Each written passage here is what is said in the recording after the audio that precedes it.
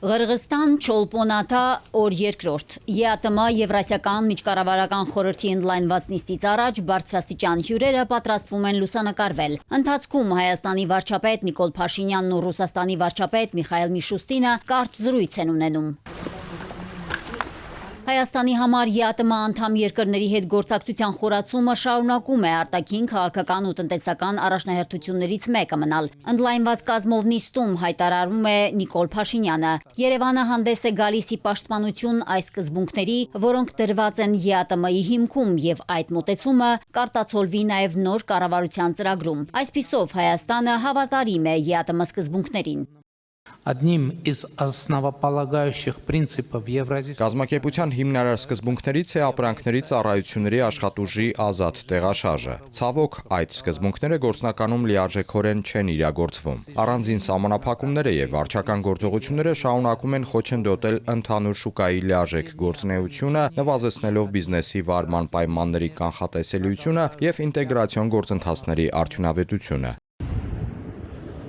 Հայաստանն առավելագույնն ապահովում է բարենպաստ, իրավահավասար ու ոչ խտրական պայմաններ ԵԱՏՄ անդամ երկրների սուբյեկտների գործունեության համար։ Շարունակում է Փաշինյանը, նշելով, որ նմանօրինակ մոտեցում պետք է կիրառվի ԵԱՏՄ ամբողջ տարածքում։ Ընդհանուր շուկայում երկրների ապրանքների հասանելիությունը պետք է իրականացվի բացառապես կազմակերպության համաձայնեցված ընթացակարգով։ Игнорирование подобных вопросов Նման հարցերի անտեսումը կարող է ոչ միայն արգելակել ԵԱՏՄ-ի հետագա զարգացումն, այլև բացասական ազդել կազմակերպության հանդեպ քաղաքացիների եւ գործարար հանրության վերաբերմունքի վրա։ Ի վերջո, նման հարցերը դադարում են լինել առանձին երկրների խնդիրը, դրանք դառնում են ամբողջ միության ընդհանուր խնդիրը։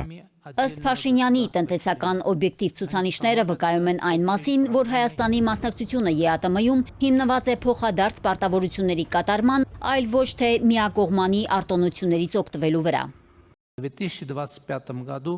2025 թվականին Հայաստանը ԵԱՏՄ մաքսատուրքերի միասնական բյուջե է փոխանցել շուրջ 319 միլիոն դոլար, մինչդեռ Հայաստանի օգտին բաշխված միջոցների ծավալը կազմել է շուրջ 175 միլիոն դոլար։ Այսպիսով Հայաստանը միասնական բյուջե է մուծել զգալիորեն ավելի շատ միջոցներ, քան ստացել է։ Սա մեր պատասխանատու դիրքորոշման եւ ԵԱՏՄ շրջանակում պարտավորությունների բարեխիղճ կատարման ուղիղ հաստատումն է։ Պակաս ցուցադրական չէ նաեւ փոխադարձ առևտրի դինամիկան։ 2025 թվականի արդյունքներով ԵԱՏՄ անդամ պետություններից ներմուծումը կազմել է շուրջ 5 միլիարդ դոլար, մինչդեռ նույն ժամանակահատվածում հայկական արտադրանքի արտահանումը միության շուկա կազմել է գրեթե 3 միլիարդ 200 միլիոն դոլար։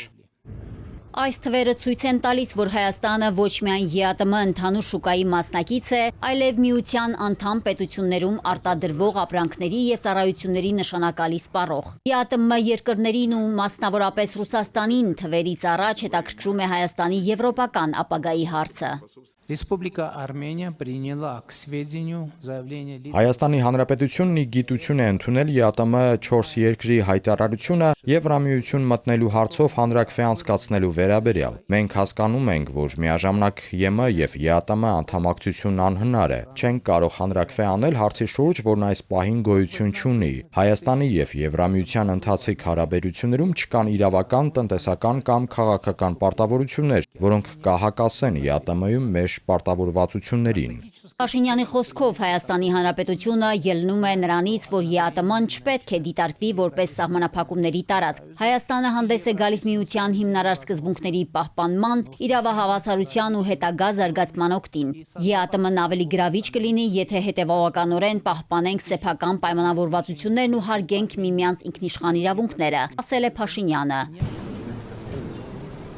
ԵԱՏՄ երկրների վարչապետները 3 համաձայնագիր են ստորագրել ԵԱՏՄ-ում էլեկտրոնային առևտրի, բրոքերներին ու դիլերներին միմյանց աճուրդներին մասնակցելու թույլտվություն տալու, ինչպես նաև միության անդամ պետություններում գիտական կոչումների փոխադարձ ճանաչման մասին։ Նիկոլ Փաշինյանը ռուս լրագրողներին ասել է, որ առանց ԵԱՏՄ-ի հիմքում ընկած հիմնարար սկզբունքների իրագործման հնարավորության կազմակերպությունը կհայտնվի ճգնաժամում։ Այնինչ տեղի ունենում ԵԱՏՄ տարածքում միայն սադրում է ԵԱՏՄ-ի նկատմամբ բացասական ընկալումը Հայաստանում։ Հայկական արտադրանքի նկատմամբ սահմանափակումները մեծ խնդիր են Հայաստանի համար, բայց նաև մեծ խնդիր է կազմակերպության համար։ Եվրասիական միջկառավարական խորհրդի հաջորդ նիստը նախատեսված է հոկտեմբերի 1-ից 2-ը Մինսկում։